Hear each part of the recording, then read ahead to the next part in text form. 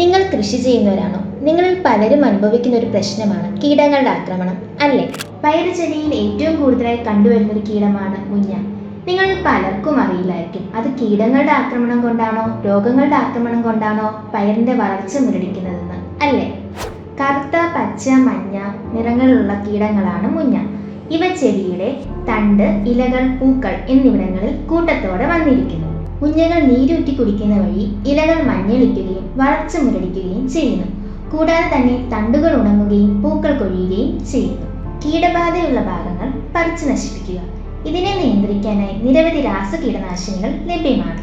എന്നാൽ രാസകീടനാശിനികൾ കൊണ്ട് നിങ്ങൾക്ക് കീടങ്ങളെ നിയന്ത്രിക്കാൻ പറ്റും. പക്ഷെ നിങ്ങൾക്ക് ലഭിക്കുന്നത് വിഷം കലർന്ന പച്ചക്കറികളായിരിക്കും. അതുകൊണ്ട് ജൈവ കീടനാശിനിയായ വെട്ടിസീലിയം ഡെക്കാനി 5 ml per ലിറ്റർ ഇലകളിൽ സ്പ്രേ ചെയ്ത് കൊടുക്കുക. അതുപോലെ തന്നെ കഞ്ഞിവെള്ളം സ്പ്രേ ചെയ്യുന്നതും നല്ലതാണ്.